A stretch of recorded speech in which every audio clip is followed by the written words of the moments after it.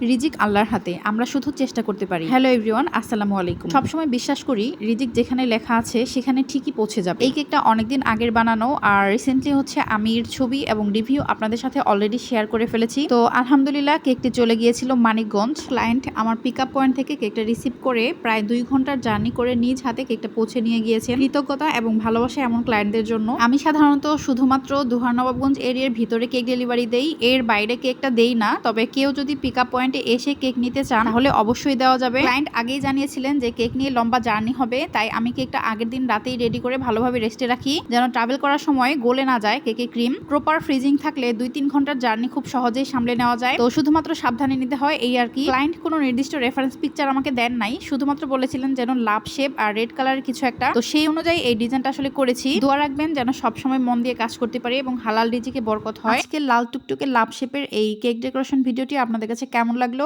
অবশ্যই কিন্তু কমেন্টস করে জানাবেন। আপনাদের কমেন্টস আমাকে নতুন ভিডিও দিতে উৎসাহ দেয়। সবাই খুব ভালো থাকবেন, সুস্থ থাকবেন, আমার জন্য দোয়া করবেন। আল্লাহ হাফেজ।